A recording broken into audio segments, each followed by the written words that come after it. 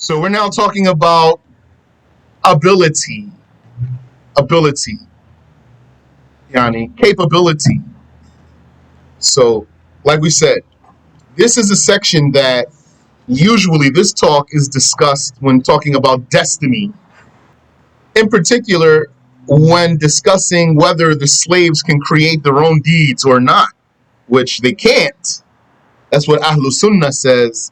The slaves cannot create their own deeds because no one can create anything but Allah.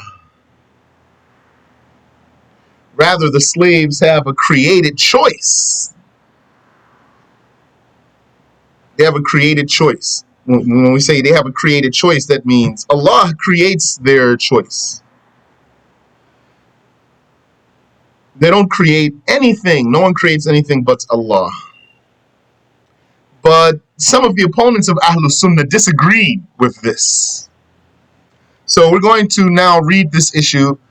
It came after the discussion of accountability because the ability to do something is related to being accountable to do it.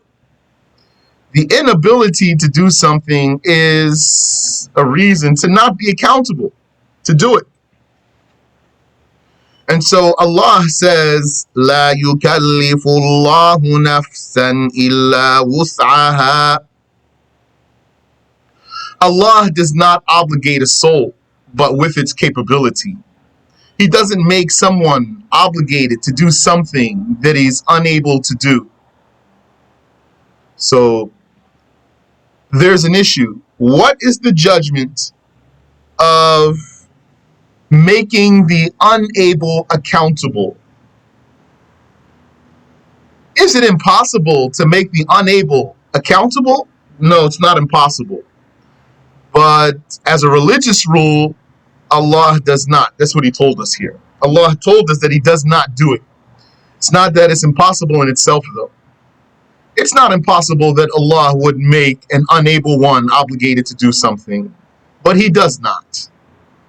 لا يكلف الله نفسا إلا وسعها. Allah does not obligate a soul, but with its capability. The slave is not accountable to do what it cannot do by virtue of the revelation, not by the mind. That includes what is itself impossible, like two opposites at the same time. Like you can't stand up and sit down at the same time. So you wouldn't be then accountable to do such a thing because it's unachievable. And also that which is itself possible, but not for the slave, like the creation of a body. The creation of a body is something possible, but not for the slave. That's not something that a slave can do. So he wouldn't be accountable to do it, to create a body. And like we already said, no one would be accountable to do anything without that coming from a prophet. There is no obligation and there's no prohibition without the message of a prophet. As for what will not happen because Allah knew and willed for it not to happen, such as a blasphemer believing and a sinner being obedient, there is no doubt that one is still accountable for it. So here, this is where the discussion starts. This is where the debate starts.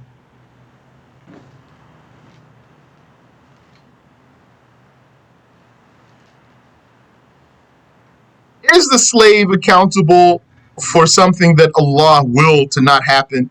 Is the slave accountable to do something that Allah didn't will for it to happen? Or is the slave accountable to do something that Allah knew would never happen? Is the slave accountable to do what Allah willed for him not to do? Is he accountable to do what Allah knew he would never do? Like a blasphemer that Allah knew would not believe, then is he accountable to be a believer? Or a sinner that Allah knew that he would not be obedient, then is he accountable to be obedient? There is no doubt that one is still accountable for it. But you can see here that this is where some people, that if Allah didn't give them the guidance, they will be confused.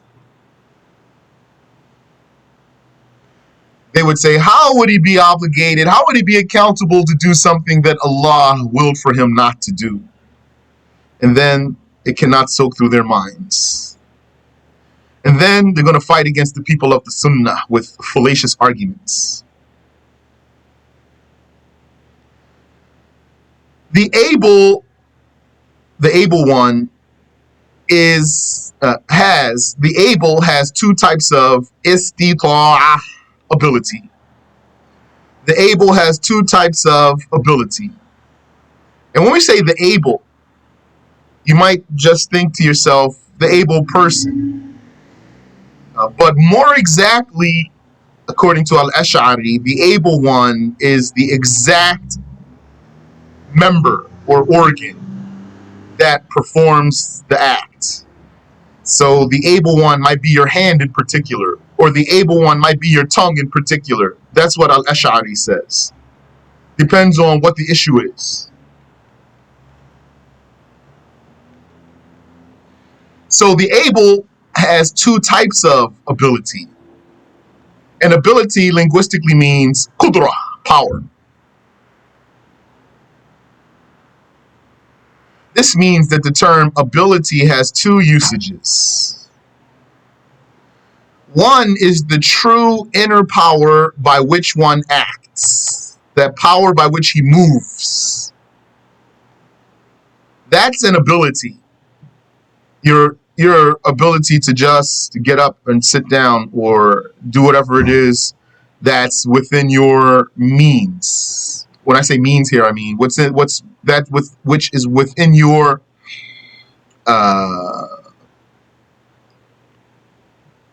humanity. That which is within the capability of your body. I'm not talking about having any tools here. Not talking about having any tools that enable you to do something. Just talking about the power by which you can move. That's one type of ability.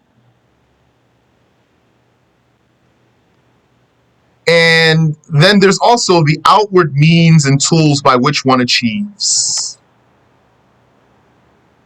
That's also a type of ability. So that means money.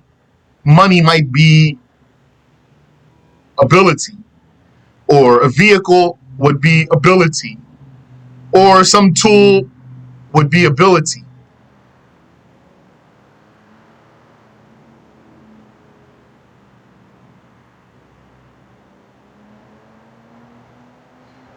However, accountability, that means being religiously responsible.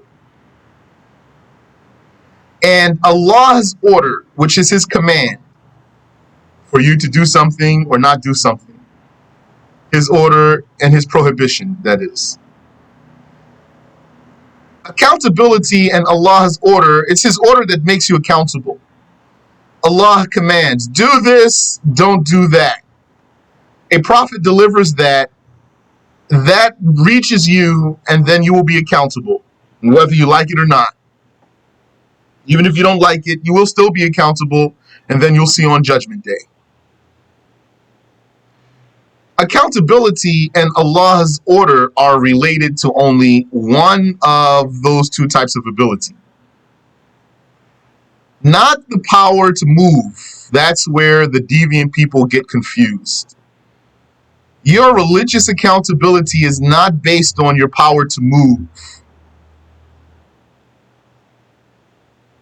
Yani, it's not based on the mere fact that you're alive and conscious and you can think. No. Allah's order and the slave's accountability are linked to the apparent outward ability that precedes the deeds, that comes before the deeds. The apparent outward ability, that means that is the soundness of means. and tools and health and organs and senses and instruments and access. This is what makes you accountable. The soundness of your means to do whatever you were commanded to do. The soundness of your tools to do whatever it was you were commanded to do. Like, for example, if you need to make wudu, then the tool for that is water. But what if the water makes you sick? What if it opens sores in you, on your skin?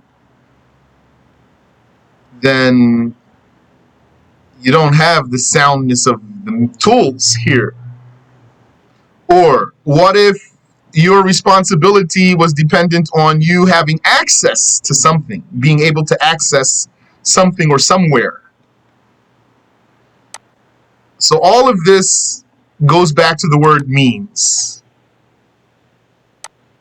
Your religious accountability is linked to your having the means to do whatever it is you were commanded to do, or to refrain from whatever it is you were commanded to refrain from.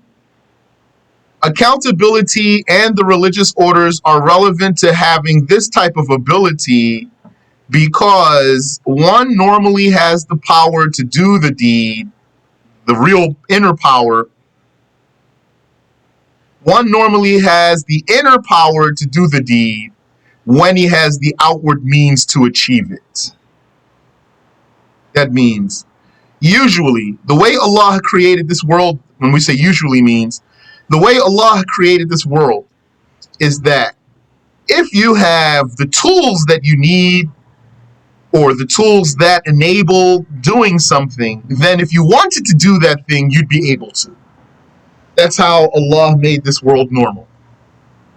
So if you had a vehicle and you wanted to drive, then usually you'll be able to.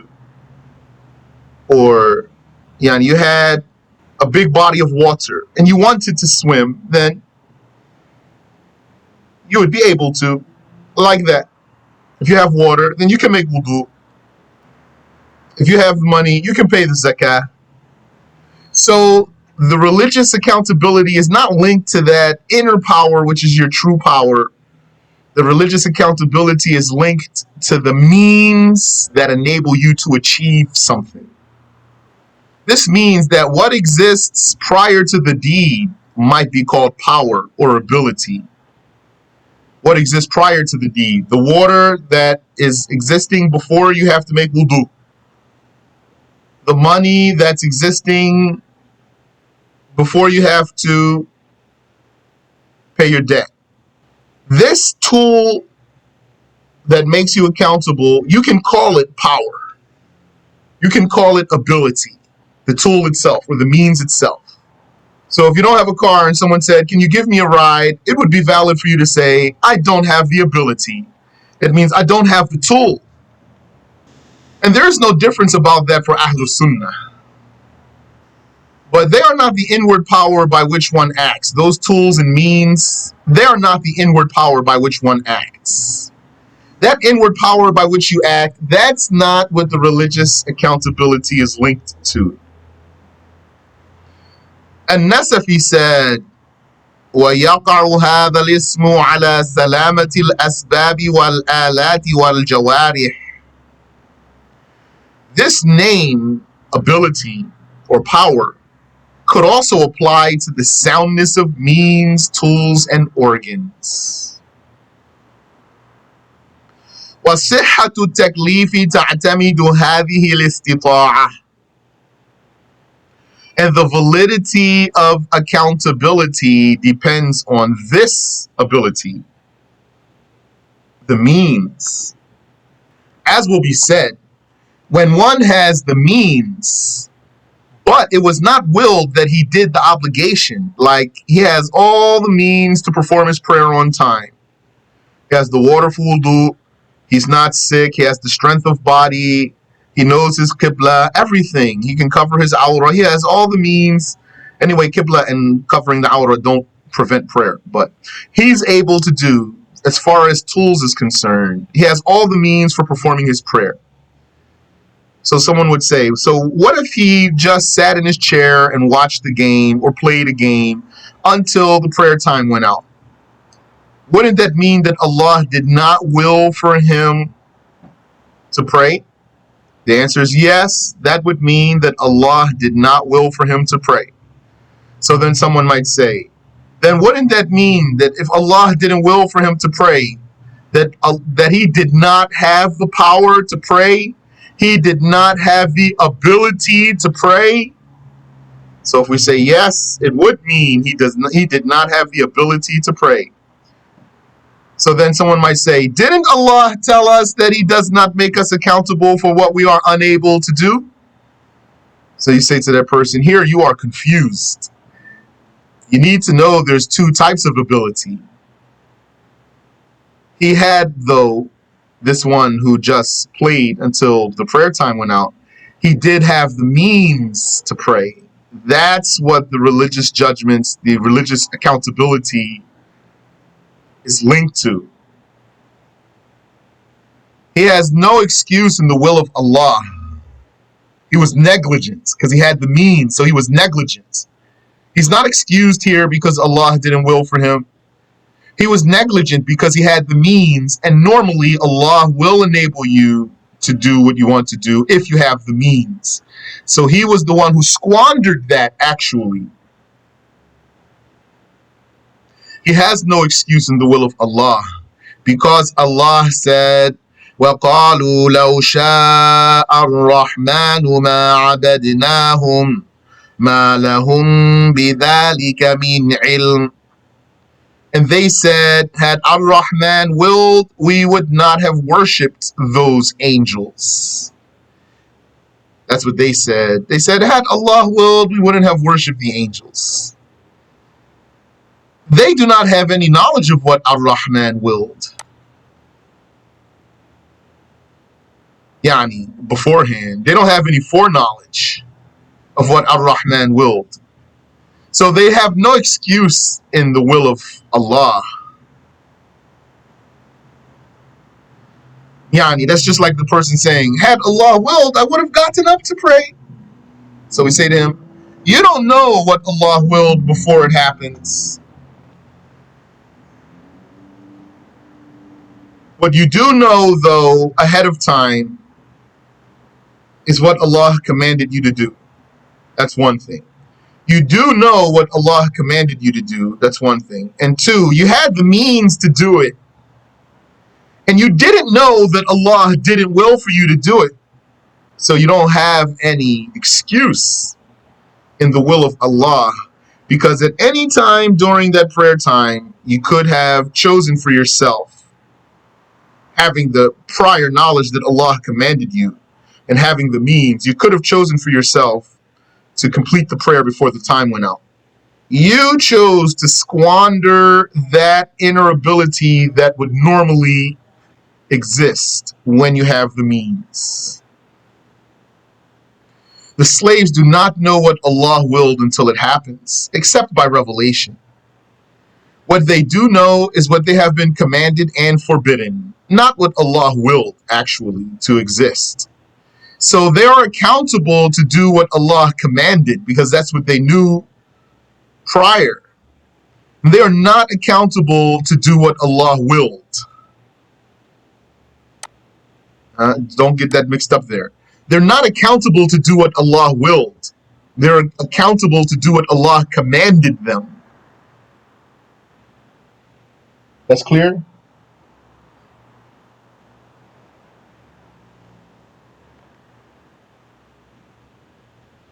When something happens, the slaves then know what it was that Allah knew in eternity. You don't know what Allah willed until it happens, and you don't know what Allah knew until it happens. We mean, without the revelation.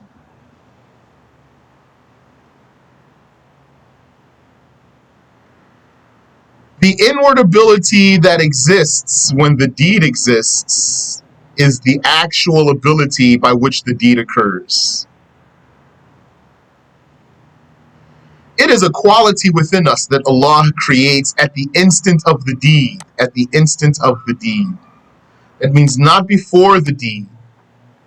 That inner power to do a deed, it exists at the instant of the deed, not before it, not after it. Upon deciding to acquire the deed and after having the means to fulfill the deed, it is the ability meant in the saying of Allah, مَا كَانُوا يَسْتَطِيعُونَ السَّمْعَ. They were unable to hear.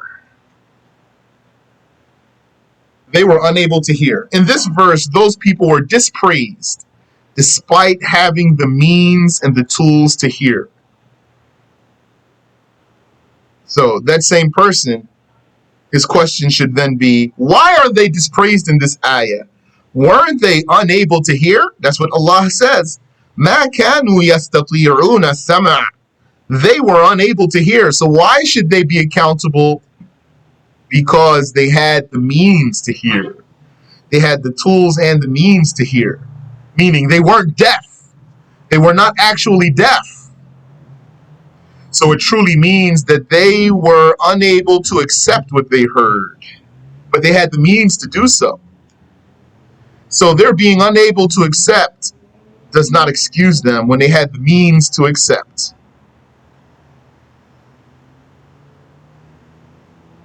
So let that be understood. This is an important case that differentiates the people of the prophetic way from the deviant people. Lacking the means is not intended here in this ayah, because the implication is that they were negligent. And if they were negligent, then they did indeed have the means. That's what makes you negligent. To have the means to do something, and to be obligated to do. To have the means to do what you must do, that's what makes you negligent. To have the means to do what you must do, and to have the means to avoid what you must avoid, and then to squander that. Thus, here they lack the actual power to do the deed, and one is still accountable when he lacks the actual power while having the means. That's the creed of Ahlus Sunnah. You're still accountable while lacking the actual power if you have the means. This is what the Mu'tazila could not understand. They, as well as Al-Dirariyah and many of Al-Karramiyah, said that this inward ability exists before the deed. They, that means the Mu'tazila, and they are the flag holders in this case. They are those who carry the banner of this issue. The Mu'tazila, they are the ones who, on a large scale, believe that the slaves of Allah create their own deeds. Then there came after them some deviants who were fanboys of theirs. So they adopted some of their beliefs, like the Dirariyah and the Karramiyah. But fundamentally, this is the way of the Mu'tazila, believing that the slaves create their own deeds. Their conviction is that the inward ability to do a deed exists before the deed. Except the Dirariyah, who said it must exist with the deed as well. So this is potentially confusing. This has high potential for confusion. Because someone would say, even if he's not a Mu'tazili, he might say, but don't I have the power inwardly to do something before I do it? The belief of Ahlul Sunnah is that no, you don't. So someone might say, I don't know. I mean, right now I'm sitting in a chair. If I want to get up, then I'll get up in a minute or in 2 minutes. So how can you say I don't have the power before I do the deed? The answer is because you're not doing the deed, actually. You're not now doing the deed, so you don't have the power to do it. That inner power to do the deed is a power that exists at the instant of the deed, not before it. So is there anything that does exist before doing the deed? Yes. The means, like if you had the health and you had legs, yani, legs that work, then you'd be able to get up. At some moment, so having the legs and the health, for example, before standing up from your chair, those are your means. So from that perspective, yes, then you could get up before you actually get up. But the power, the inward power to get up, it will exist at the instant of getting up. That's the belief of the Sunni Muslims. The Dirariya said, you have to have that power before the deed and when you do the deed too. Inshallah, we'll come to that. I don't want to address that now and then make something confusing.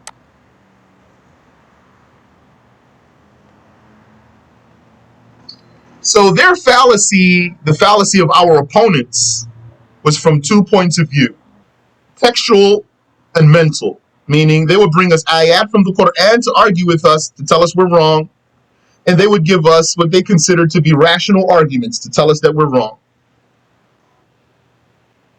So very important that you understand the arguments of your opponent as your opponent will argue them. This is going to make you munsif, fair. Understand your opponent's argument as your opponent argues it. Our opponents are not fair to us. They always will tell us, when they want to argue against us, when they want to warn against us, they're going to say what we don't say, and they're going to argue what we don't argue. They're going to represent us by what we don't argue. So as for their misinterpretation of the saying of Allah, here's an ayah they would give: خُذُوا مَا آتَيْنَاكُمْ بِقُوَّةٍ. Take what we have given you with power, with firm resolve. This is about the Israelites. Allah revealed the tablets of the Torah to Moses. They said, spread them out for us. If they are easy, then we will take them. And he told them, you have to take them unconditionally, not only if they're easy. And so Allah revealed, خُذُوا مَا آتَيْنَاكُمْ بِقُوَّةٍ. Take what we have given you with power. So that word power there, our opponent saying, look, they have to take with power, with ability. The opponent said, taking with power would only happen if the power existed before the taking. Like taking something with a hand. The hand must exist before the actual taking. So they're confused here. And even you could get confused here. If you're not used to this subject and you haven't studied it and taken it maybe 2 times or 3 times, you would hear what's correct, like what we just said, and then hear this and then just get confused like you didn't hear what we just said. So this is delicate. Be mindful here. They would say, taking with power, that's what the ayah commands them to do, take it with power. Taking with power would only happen if the power were already existing before the taking. The answer is that the hand counts as soundness of means. And this is what must be prior to the deed, the soundness of means. So we're saying to them, your very analogy shows that you're confused here. Yes, if in order to take something by the hand, you need to have a hand before you take it. That means that the hand is the means. So taking by power, this has to be the power which is the means that exists beforehand. As for the actual power, though, by which you move, it is that quality by which the hand is able. We're talking about, we're arguing, we're saying, we Ahlul Sunnah are saying, the hand in your own example, O opponent, it won't be able to take before taking. The power for that hand to be able exists, the real inner power exists at the instant of the taking. That's the one that can't exist before the deed. Had this type of ability existed before the deed, the one that you're arguing for, we're telling our opponent, the ability that you're arguing for, that you think should be before the deed, but we're telling you that that's what has to exist at the instant of the deed. Had that type been existing before the deed, then Al-Khadir would not have said to Moses ahead of time, إِنَّكَ لَن تَسْتَطِيعَ مَعِيَ صَبْرًا. You surely will be unable to be patient with me. Al-Khadir told Moses before the actual issue, oh Moses, in the future you won't be able. At the time when patience is required, you will not have that ability.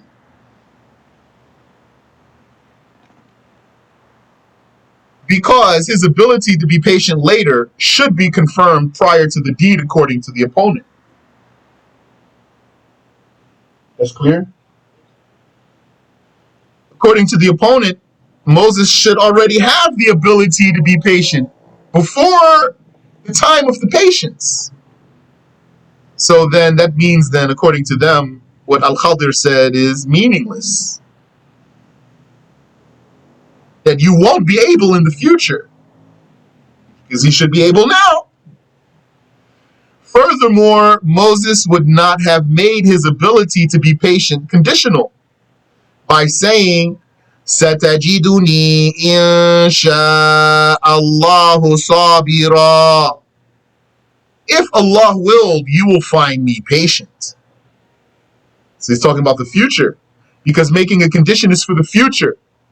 So Moses is telling him, Inshallah, if God willed, you will find me in the future patient.